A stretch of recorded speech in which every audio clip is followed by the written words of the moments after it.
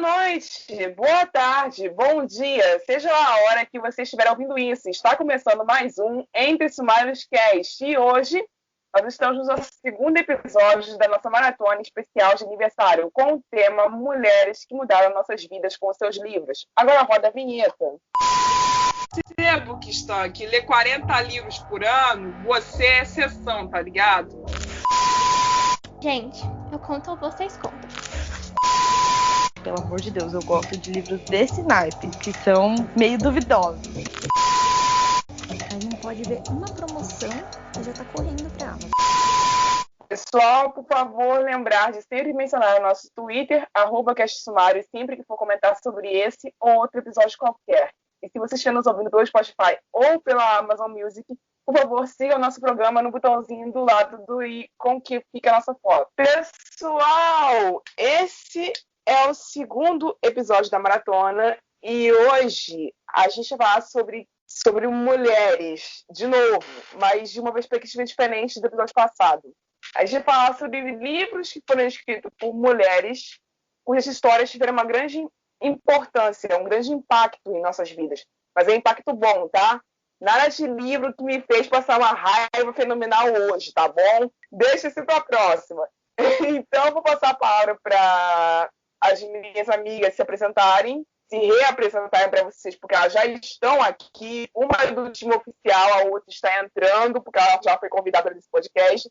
Então, eu vou deixar elas falarem agora para a gente iniciar essa jornada depois. Sally, bora! Bom, então, pensando, né, em livros de mulheres que mudaram minha vida, eu parei para pensar, será que tem tantas mulheres assim na minha estante, ou será que tem mais homens? E eu notei que eu tenho uma boa quantidade de mulheres. A maioria dos livros assim que apareciam na minha cabeça, tirando Percy Jackson, era tudo mulher. Eita!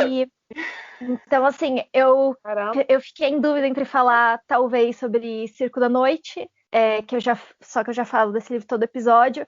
Também Infinity Noise. Ninguém aguenta mais. Ninguém aguenta mais. Infinity Noise também é outro que ninguém aguenta mais, porque todo episódio eu tô falando desse livro. E aí parece que eu só li 2 livros da minha vida inteira, porque eu só falo desses 2. E é mentira, tá, gente? Eu entrevistei essa criatura, ela leu livro pra caramba. Eu acho que ela leu mais livros na vida do que eu. Não, mas eu só falo desses 2. Parece que eu só li eles. É absurdo. Eu parei pra pensar assim, não, vamos dar uma inovada. Vamos falar de uma coisa que ninguém vai imaginar que você vai falar disso. Eu pensei, o que eu falarei então? Então eu vou, em vez de eu falar dos livros que eu sempre falo, eu vou hoje falar de Como Treinar Seu Dragão, que eu aposto que ninguém esperava, mas sim, é um livro que mudou a minha... O livro ele é escrito pela Cressida Cowell, né? E são, na verdade, se eu não me engano, são 13 livros, a saga. Peraí, são 13 livros a saga e só teve 3 filmes? Os filmes não têm nada a ver. Não tem nada a ver. Os filmes são só adaptações. Pra você ter uma ideia... Mas tem o Banguela. É bom. No filme, Pelo menos no filme, nenhum dos vikings, os vikings eles matam dragões, e o Soluço é o primeiro viking a treinar um dragão.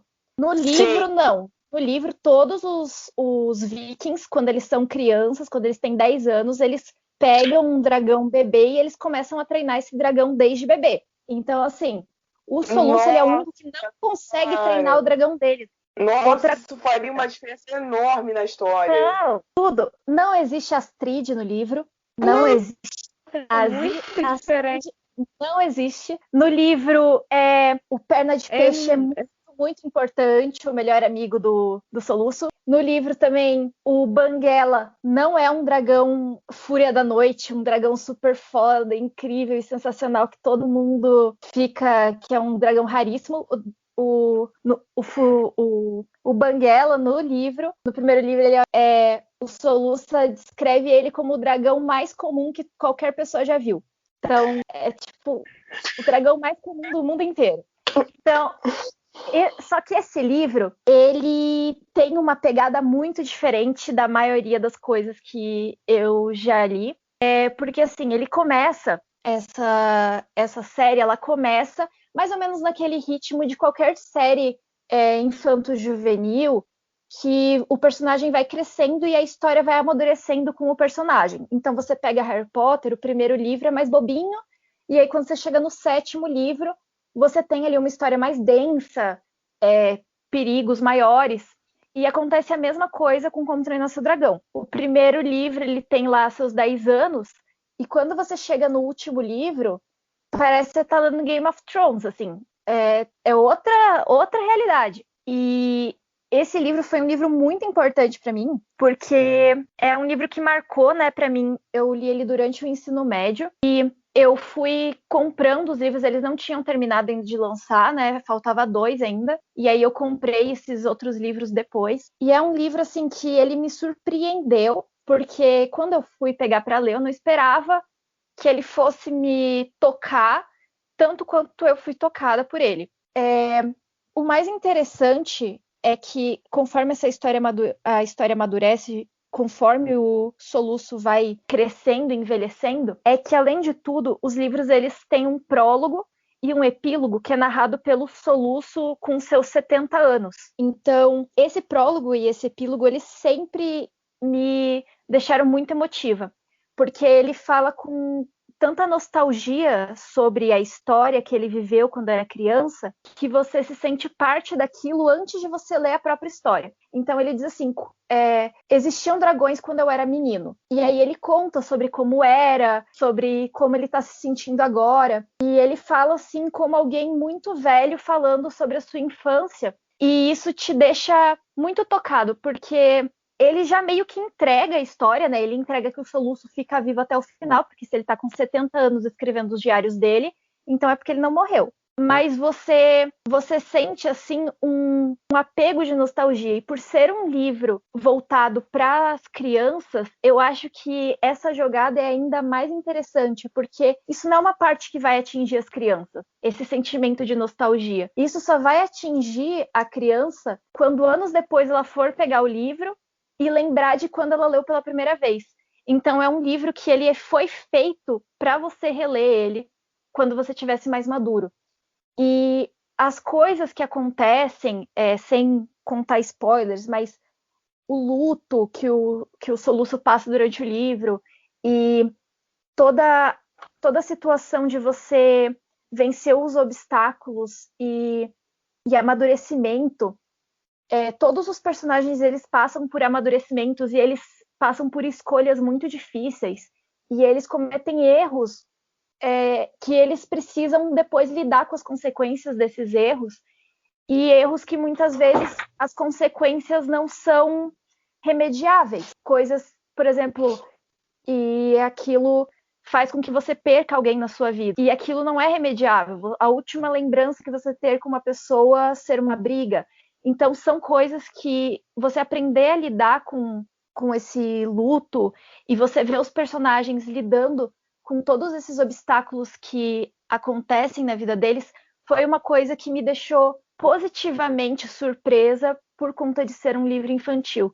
E eu acredito que eu aprendi muito com esse livro, mesmo não sendo voltado para a minha idade. Então, é uma leitura que sempre que eu recomendo, ninguém leva a sério, porque é um livro para criança, ele é todo desenhado para crianças, meio que nem Diário de um Banana, assim, que tem aqueles desenhos meio rabiscados, mas a forma como ele te entrega a história não é para uma criança, porque querendo ou não, quem está escrevendo aquilo é o Soluço com 70 anos. Então é ele escrevendo com a maturidade sobre as experiências que ele passou. E eu acho que é muito legal e todo mundo devia dar uma chance. Amy, sua vez, a sua última. Oi, gente. Oi, pessoas. Eu não sei se as pessoas vão reconhecer a minha vozinha, mas assim, eu sou a pessoa que estava aqui quando a gente estava esculachando a Arma Escarlate. Não sei se... Quem não viu esse episódio, por favor, veja. E se você não viu, assim, eu sou a Amy, oi. E eu estou me sentindo, assim, um pouco mal, porque a minha história de, tipo, livro que me marcou não vem, tipo, de um conceito meio de história em si me marcou. Porque o livro que eu vou citar aqui é bem uma distopia pão com ovo, da época que estava tendo muita distopia depois de Jogos Vorazes. Mas, assim, eu não fui a criança que cresceu com Harry Potter ou coisa parecida. Eu fui a criança que não gostava de ler. Então, o que me botou para ler foi um livro chamado Starters, da Lisa Price, que é uma distopia bem... Conhece? Então, eu gosto muito desse livro até hoje em dia, mas, assim, não é uma coisa que a história me marcou, a história me fez crescer como pessoa. O que me marcou desse livro foi o contexto que ele foi inserido na minha vida. Porque, assim, ele foi o livro que eu comprei na minha primeira Bienal, do livro que eu fui aqui no Rio de Janeiro. E eu li esse livro, ele me iniciou na leitura quando eu estava com início de depressão. E o que me tirou da depressão foi leitura. Foi o que me fez começar a ler. Então, o que me marca nesse livro é todo esse contexto de que eu estava mal nessa época, por N fatores que não convém citar. E começar esse livro me fez abrir as portas de várias coisas. Claro que quando a gente é criança, a gente tem a inserção da leitura por meio de livros paradidáticos, mas convenhamos que ninguém lê os livros paradidáticos da escola. Posso estar sendo um pouco redundante aqui, mas deve ter gente que foi. Mas a maioria das crianças, elas não começam a ler realmente com os livros paradidáticos da escola. Então, foi esse livro meio que me começou, que me encaminhou e que me tirou da depressão. Ele é um livro que ele se passa num futuro distópico, que houve uma guerra e todas as pessoas com entre 20 e 60 anos foram mortas, e tem essa protagonista que ela tem um irmãozinho dela e uma... Sim. Oi? Tipo um Covid, mas não só vacinaram as crianças. Exatamente. Tipo um Covid. A autora preveu o Covid em 2012. Tipo isso. Mas assim, foi tipo um Covid mesmo. E só ficou ela e o irmão dela. E tipo, tem como se fosse um banco de corpos que os jovens vendem os corpos dele para que as pessoas que sobreviveram a isso, os idosos que querem ser jovens novamente, possam controlar os corpos dele. É muito bizarro. É um negócio muito bizarro. E eu adorava na época. É um dos livros que eu tenho um pouco de medo de reler hoje em dia. E parece ser nojento também. É nojento, é nojento. Porque, não, assim, gente. É meio que um controle mental ali. É um controle mental, sim. Mas só que se você for pegar um conceito assim, se você for parar pra pensar, a menina, ela dorme com outro cara quando a velha tá controlando o corpo dela. Isso é estranho. Vamos conversar. Isso é estranho. Não, assim, não chega a ser spoiler, gente. Cara... Eu acho que a maior bizarrice foi o final do segundo livro. O primeiro livro é sensacional. Mas o final. O primeiro livro é maravilhoso, mas o final do segundo, pelo amor de Deus, a menina, ela tava com os alucinógenos assim na veia, de verdade. Não vou entrar em spoiler. Pior que o final de Enders só foi o final de Convergente. Só. Eu não li Convergente, mas eu sei qual é o final. Nem perca seu tempo. Então, assim, o final de Enders é complicado. A revelação do plot de Enders também é um negócio complicado também, que entra nesse negócio de conceito de... Não vou entrar, mas assim, quem sabe, quem não sabe, vai ler. Jesus, eu acho que, infelizmente, esse livro aí saiu de linha, saiu de produção. A Novo Século acho que não publica mais, só em sebo. Você encontra nesses lugares que está vendendo o livro R$10 a versão econômica, pelo menos de Starter, de Enders eu não sei. Mas é um livro que me marcou muito e eu tenho vontade de comprar o físico até hoje. Vou ficar na vontade. Mas assim, e a capa dele é muito bizarra. Foi uma das coisas que me fez comprar ele na Bienal, porque a capa dele é bizarra. Me deu vontade. Eu era uma criança estranha, tá? Eu era uma criança estranha. Vale muito a pena ler, mas bizarro, realmente. Ele é bizarro, bizarro. Cara, eu tô sem chão agora, porque vocês conseguiram ser engraçadas e eu vou falar de um negócio triste pra cacete agora. Faz parte. Tá bom, vamos lá, né? Book ouvintes, vocês devem concordar comigo que escolher um livro só que fez uma grande diferença em sua vida em alguma época é uma tarefa difícil para quem lê vários livros por ano. Mas o meu tem um peso distinto. E aqui vai o aviso do gatilho. Muito grave e muito sério para pessoas que, como eu, já tiveram pensamentos suicidas e são acometidas pela depressão, porque o livro que eu vou citar hoje se chama Truism, ou A Razão. e é da escritora, cantora e compositora Lacey Stram Mosley. O livro não possui edição brasileira, só está disponível em inglês. Infelizmente, eu gostaria muito que alguma editora traduzisse, pelo amor de Deus, alguém faz isso, porque importar esse livro é um suor danado e se trata de uma autobiografia. Por isso, eu vou ter que fazer a tradução simultânea da sinopse em inglês para vocês, mas fiquem tranquilos que o meu inglês é razoável.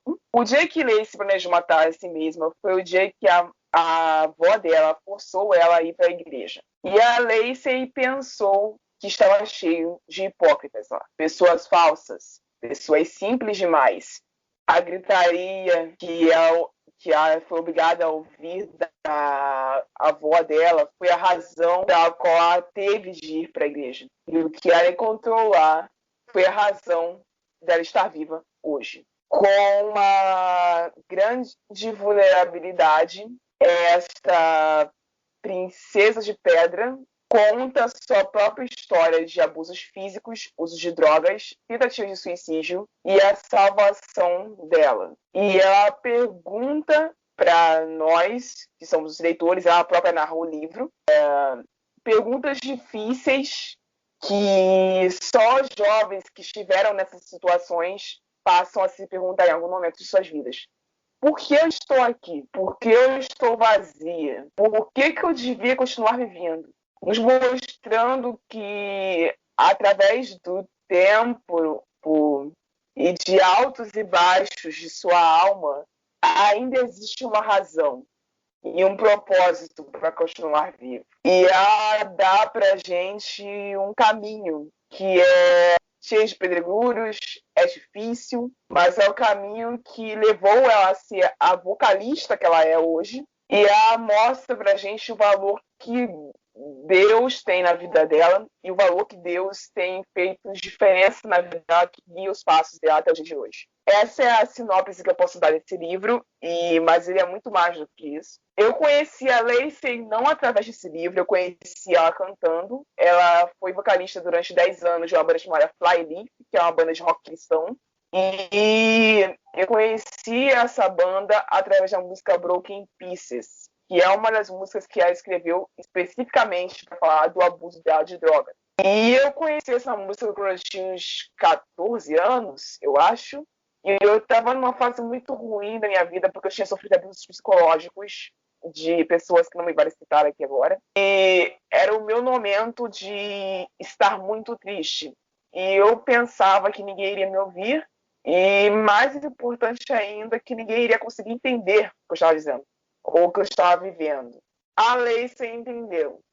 Não diretamente, mas entendeu. As músicas dela entenderam. E a força que ela me fez ter através das músicas dela foi o que me trouxe até aqui hoje. É a razão pela qual eu estou falando com vocês hoje. Eu poderia não estar aqui se não fosse o fato dela ter escrito aquelas músicas. Eu poderia não estar aqui se não fosse o fato dela ter escrito esse livro, porque esse livro encabeça uma trilogia onde ela conta o pior estágio da vida dela, o renascimento dela, o estágio onde ela ficou entre uma coisa e outra, que ficou dela saiu do Flyleaf, tocar a carreira dela sozinha, e onde ela está agora, sendo mãe, esposa e ainda vocalista de uma banda de rock. E escritora também, porque ela está escrevendo alguns outros livros, ela pretende lançar outros livros.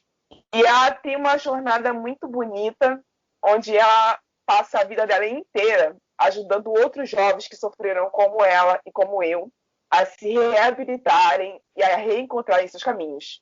E é por isso que eu achei importante falar sobre a Lacey hoje. Essa mulher mudou a minha vida e eu acredito que ela seja capaz de mudar a vida de muitos outros jovens, além do que ela já mudou. Então, se vocês tiverem a oportunidade, por favor, procurem pelo livro Terrorism. Se tiver dinheiro, né? Porque importar nesse país é um saco, eu sei. Mas, ainda que vocês não possam comprar um livro importando ele, procurem ouvir as músicas da Lacey, porque elas já fazem uma grande reviravolta dentro de vocês, já te puxam para continuar vivendo, apesar de tudo que você está sentindo. Funcionou pra mim. Eu espero que funcione pra você também. É isso. Nesse episódio eu não consegui encaixar nenhum tema pro debate, porque o tema é um pouco pesado. Então a gente vai ficar aqui divergindo, tá? Eu vou soltar alguma coisa e as meninas vão voltar a falar pra gente poder marcar o tempo necessário para poder entregar o episódio pra vocês. Vai Vamos ser bater um assim, papo. A gente vai conversar. a gente ia conversar. E a gente vai lembrar de algumas besteiras que rolaram nesse meio tempo. Vocês viram que estava rolando uma treta no Book Twitter há pouco tempo atrás? Algumas horas atrás? Meu amor, rola até tempo. Tem que pesquisar. Não está. Não, vamos falar de coisa feliz, Rai. Vamos falar que ontem tem livro de graça. Eu consegui pegar e eu sou muito feliz. Eu também. Botou pra rolo 2 livros de graça. Eu não peguei nenhum porque eu estava muito bolada com a minha faculdade. Eu não estava conseguindo pensar, mas foi. Eu falei pra você que eu ia pegar pra te mandar. Não, amor. Foi Mulheres, né, que correm como lobos? Ou é outro nome que você pegou? Eu peguei Mulheres que Correm com Lobos em 1984. Eu também. Todo mundo pegou ele. Eu fiquei frustradíssima. Eu vi que no início da promoção tinha aquele Mágico de Oz da capa amarela nova. Tinha o Grande Gatsby da versão da Antofágica também. Gente, e tinha o Morro dos Ventos Uivantes da Dark Side também. Não consegui pegar. Nossa, chorei demais. Mas tudo bem, tudo bem. A gente ganha coisas de graça e ainda reclama. É verdade, mas eu sei que brasileiros não reclamar das coisas. Porque assim, eu fiquei boladíssima. Eu não precisava dessa informação quando eu vi no Twitter. Eu não conheço você quando você não tá reclamando. É isso que eu posso dizer. É verdade. Quando eu não tô reclamando, eu tô xingando ninguém. Eu sou uma pessoa muito adorável. Exatamente. É verdade. São 4 anos de amizade, gente. Entendam isso. 4 anos é muita coisa. Mas, enfim, pulando a história da treta, que deve ter sido pesado, eu não li que estava acontecendo direito, eu só li que era sobre a Cotar. Sempre sobre a Cotar. Sempre. E eu tava no meio. Eu vi, na verdade, que rolou uma treta de dark romance. Essa eu presenciei. Daí acho que foi anteontem. Mas a de Acotar hoje era a galera fã da Nescafé e a fã do Ricardo. Ai, mas é sempre os dois. É sempre fã da Nescafé. Pelo amor de Deus. Não, velho, não. Eu acho incrível. Cara. Nem nos livros que, tipo, promovem rixa entre os personagens, tem rixa entre os fandoms como tem nesse fandom. Tipo assim, você vai pegar que nem em Jogos Vorazes, que, tipo, os personagens literalmente têm que matar um ao outro. Os fãs dos personagens não ficam brigando tanto quanto os fãs de Acotar brigam entre si. Cara, eu tenho uma teoria que é assim, eu acho que isso vem muito porque o fandom é mais novo, sabe? Assim, eu não tô chamando ele de criança. Se você carapuça, fez esse propósito. Ou a autora fez esse propósito. Eu sou muito mais da linha de que a S.J. Maas fez isso. Porque eu não li nenhum dos livros dela, mas eu tenho pé em mim de que a forma como ela escreveu esses livros gerou isso. Porque quando você está escrevendo... Que não porque eu li Acotar. Não tem uma rixa entre esses dois personagens específicos. Tipo, eles... Sei lá, a Nesta, na verdade, ela dá patada em todo mundo. Mas assim, se fosse pra ter uma rixa entre dois personagens, assim, seria entre a Feira e a Nesta, eu acho. Porque ela é patada com razão ou ela é aleatória? Ela é aleatória. Não, é porque ela é uma pessoa grossa, não sei. Ela deve ser ariana. Se noção. Pelo que eu vi, no último livro eles deram uma justificativa pra ela ser assim. Mas a treta, pelo que eu tava acompanhando, uma das, né? Porque sempre tem mais de uma, era mais com problema de as pessoas fãs da Nescafé falando que ela é muito bem desenvolvida e que as pessoas que falam mal dela estão, tipo, analisando Piada, né? a depressão. Piada. Mas, assim, a gente tem que conversar, assim, sobre a banalização da palavra banalização. Porque chegou um ponto de que, assim... Peraí, eu tô confusa. Calma aí, vai devagar. Porque, assim, sempre colocam que quando você tá falando mal de uma tal personagem achando ela chata, você tá banalizando o sofrimento dela e banalizando traumas. Gente, Não, gente, nem sempre. Ai, Gente, eu a achei Nessa pessoa é chata mesmo. chata, entendeu? É igual assim, as pessoas sendo criticadas por chamar ela de planta. Ela é uma planta. Culpa, ela é uma planta maconheira ainda por cima, mas ela é uma planta. Por isso que ela passa o dia inteiro naquele jardim dela. Porque é o Ela passa o único dia lugar que inteiro ela no jardim, você quer falar que ela aquilo é sente uma jardinagem. ela e as plantas. É ela e as plantas. Aí vai juntar ela com a Azriel. Você faz isso? Faz. 2 plantas.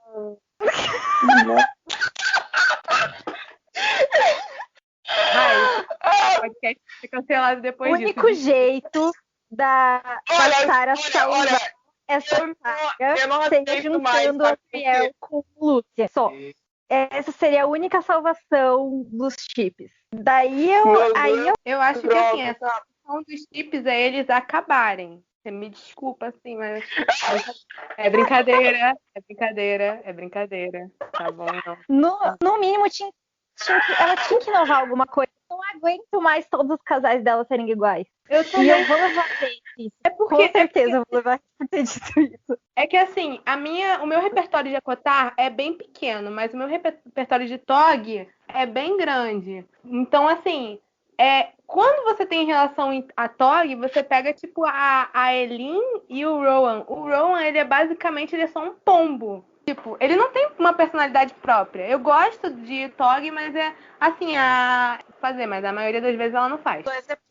Eu tô com medo agora. Agora eu tô com medo. É a minha conta do Twitter sempre é atacada. No Twitter. Então, assim, você corta essa parte. Então, gente, mas vamos falar de livro grátis. A Amazon deu livro grátis. Ela deu livro grátis. Eu tô falando eu tô com medo, mas não é só por isso não. Eu tava falando que eu tô com medo porque quando a gente ouve alguém falando que tal autora não sabe fazer tal coisa direito, aí eu que tô com 2 livros pra terminar penso, gente, será que eu tô sabendo fazer isso direito? Mas que merda! Cara, mas ser autor tem muito disso também, né? Assim, eu não me considero autor porque eu nunca terminei absolutamente nada que eu comecei.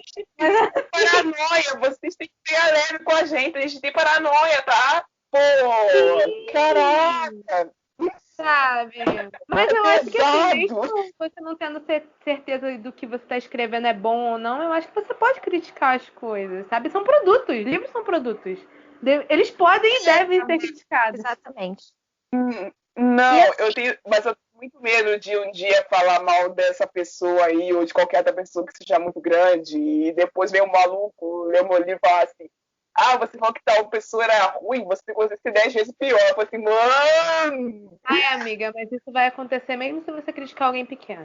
Sempre vai acontecer isso. Assim, mas na real, assim, eu sinto que, tipo, eu tenho mais cuidado pra fazer críticas quando eu sei que o autor vai me ouvir, porque daí vai ser pessoal, sabe? Mas, tipo, a Sarah J. Maas nunca vai ouvir isso. Então, é verdade! meio sensível das coisas dela. Se eu fosse falar, tipo, diretamente pra ela sobre a obra dela, eu ia ter mais cuidado, porque querendo ou não, mesmo apesar do livro ser um produto, tipo, é meio que o filho de alguém, né? Não, filha, tu vai tomar um processo claro e simples, só isso. Um belíssimo processo. Um belíssimo processo. Só isso. Eu acho que só um processo. Eu acho que o problema do fandom de Acotar, e muitos fandoms em geral, é que assim, tem esse conceito de que, eu gosto de uma coisa, então altamente ela não pode receber críticas. As pessoas não podem falar sobre. Gente, pelo amor de Deus, eu sou super fã de absolutamente qualquer coisa que a Bicho Wab faz. E eu já comentei com uma amiga minha de que eu tô lendo Ceifador e o Ceifador é melhor do que uma trilogia que eu sou apaixonada dela. Em relação ao desenvolvimento também. É maravilhoso, não é maravilhoso? Eu terminei hoje. Eu terminei o primeiro. Ai, quer ler o segundo comigo? Vamos ler junto.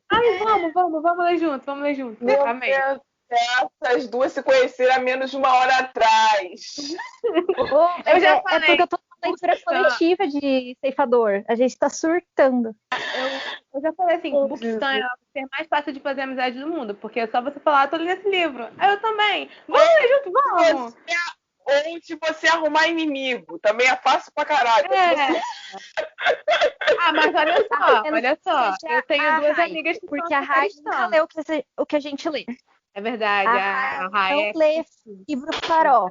Ela só lê livro cult. Ela é cult. A gente era de fantasia juvenil. Gente. Se vocês tinham o meu quarto novo agora, vocês iam ver a quantidade de farofa que eu tenho aqui em casa, porque me doaram as farofas. A quantidade de Stephen King que tem na minha estante. 2 Cora Riley, porque... Não, Cora Riley não, qual é o nome daquela menina? Daquela outra menina do Toda Sua. 2 Toda Sua e o resto só Stephen King. Silvia Não, a Silvia Day tem a coleção completa. Eu tenho a Academia de Vampiros inteira, foi doado, eu não comprei nenhum. Eu tenho a Saga Falha inteira também, foi doado, não comprei nenhum, detesto, mas eu não tenho pra onde mandar. Manda aqui pra casa, estamos aceitando as farofas. É uma bosta, não sei pra que você vai ler isso. Você cancelada, vou fazer uma bosta. Olha, Kate, você escreve mal, desculpa, seus livros são horríveis. Gente, 2021, existe fandom de Fallen? Não sei, mas eu acho. Mas assim, Fallen conseguiu me deixar mais triste que Crepúsculo. Então eu acho que me mudou. Não, o fandom de Crepúsculo ainda existia, eu entendo. Agora Fallen. Vai, ué.